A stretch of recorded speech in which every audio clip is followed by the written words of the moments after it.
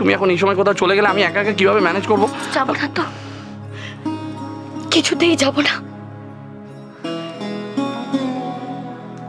আমিও তো চাই আমাদের নতুন জীবন শুরু করতে।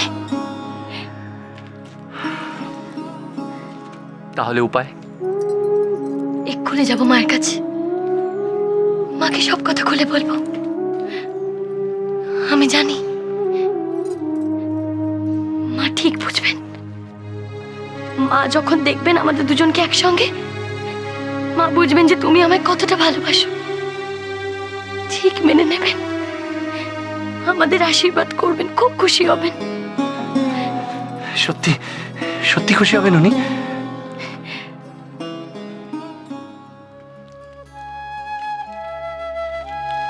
আমার মাও যদি একটু...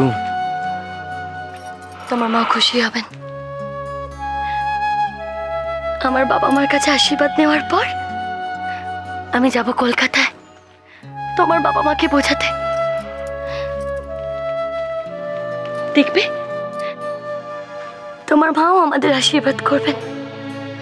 আমি ওনাকে বুঝিয়ে বলবো, আমি আমি বলবো ওনাকে বুঝিয়ে, উনি ঠিক বুঝবেন। যখন ওনারা দেখবেন আমাদের আনন্দ, আমাদের ভালোবাসা, তখন তো সব মায়েরই মন গলে যাবে। সে আমার মা হোক কিংবা তোমার মা। না মৌরি, আমার মাকে তুমি চেনো না। আমার মায়ের কাছে নিজের জেদ আমার সুখের চেয়ে অনেক বেশি ইম্পর্টেন্ট, অনেক বেশি। তাই কি ভাবছো?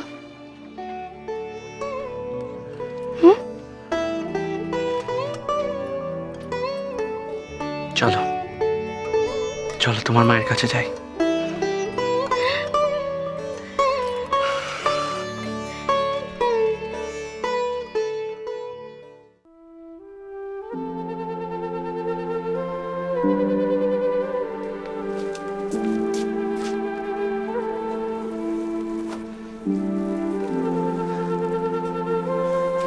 তুমি এসে গেছো? কার জন্য ওখানে থাকবো? আমাদের তো ফ্যামিলি বলতে সেরকম কেউ নেই। এক দূর সম্পর্কে পিছিয়ে দেখলাম, চিনি না। আর তো সব বাবা লয়ার, এস্টেটের লোকজন, এরাই সব ভর্তি। তুমি মার এখানে কেন এলে না? তুমি তো জানতে যে আমি আর অরিন ওখানেই আছি। ইচ্ছে করছিল না।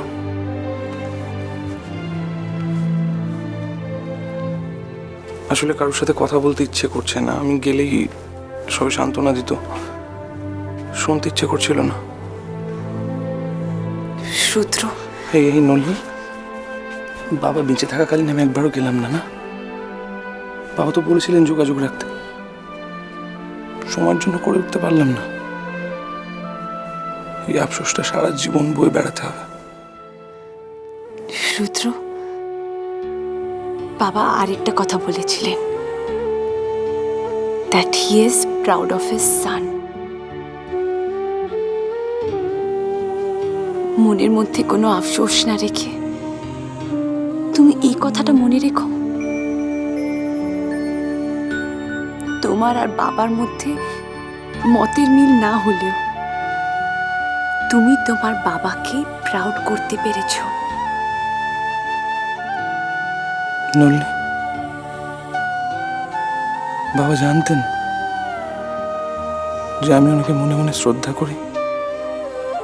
জানতেন, অফকোর্স জানতেন রুদ্র।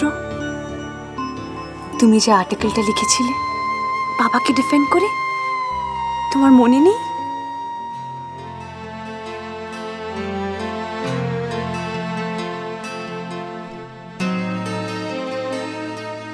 হ্যাঁ হ্যাঁ, সেই আর্টিকেলটা তো বাবা পড়েছিলেন।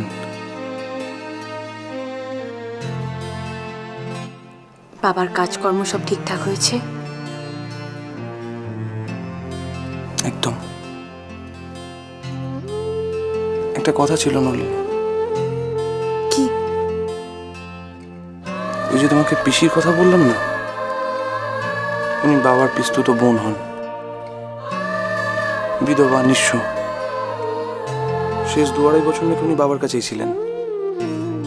ছেলে মেয়ে কেউ নেই, ইনফ্যাক্ট কেউই নেই। ওনার জন্য আমাদের একটা ব্যবস্থা করা উচিত, তাই না? হ্যাঁ, তুমি চিন্তা করো না, আমরা দুজনে মিলে ওনার জন্য কিছু একটা ভেবে রাখবো।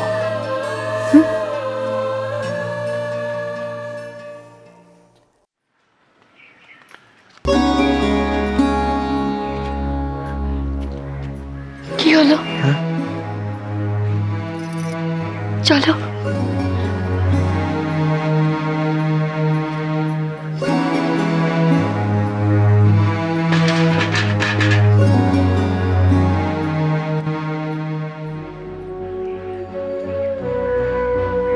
ও, তুই আমাকে পুরোপুরি অগ্রাহ্য করেছিস। এর সঙ্গে লুকিয়ে লুকিয়ে দেখা করতে গেছিলি? ছি, ছি, ছি, ছি, ছি, ছি, ছি। লজ্জা আমার মাথা কাটা যাচ্ছে। মা, মা, অমন করে বলো না মা। মা, এতে লজ্জার কি আছে? আমি আমার স্বামীর সাথে দেখা করেছি, তুমি বল এতে লজ্জার কি আছে? চুপ করো বেহায়া মেয়ে। যাও যাও, ঘরের মধ্যে গিয়ে বসো।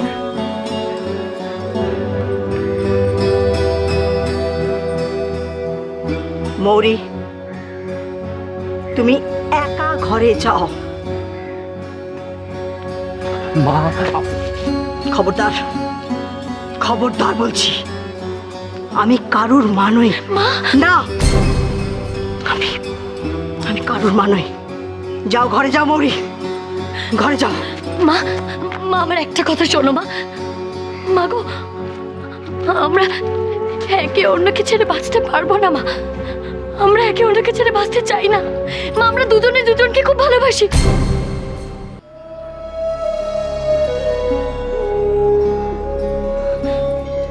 মা, মা দোহাই তোমার, আর মুখ ফিরিয়ে থেকো না মা। আমাদের আশীর্বাদ করো না মা গো।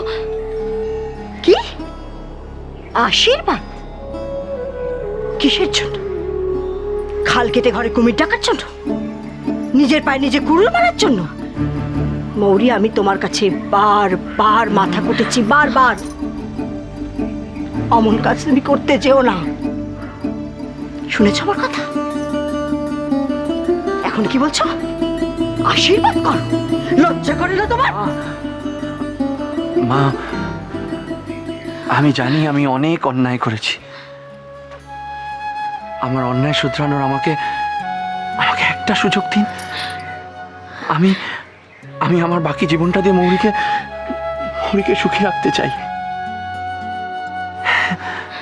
সুখী রাখতে চাই। বিশ্বাস করুন, আমি আমি আমার প্রাণের চেয়েও বেশি ভালোবাসি মৌরিকে। আমি আমি মৌরিকে কোনো কষ্ট দেব না, কোনোদিনও কোনো কষ্ট দেব না মৌরিকে। আপনি বিশ্বাস করুন আমাকে। বিশ্বাস? তুমি আমাদের বিশ্বাসকে তছনছ করে মৌরিকে বারবার পায়ে ঠেলেছ। পান থেকে চুন খসলে মৌরির পায়ের তলা থেকে মাটিটাকে একেবারে ছিনিয়ে নিয়েছ, আর এখন বলছো বিশ্বাস করুন? মা, এখন থেকে আমরা আর আলাদা থাকবো না মা। আর যাই হোক না কেন, এখন থেকে আমরা একসাথেই থাকবো, সারা জীবন একসাথে থাকবো।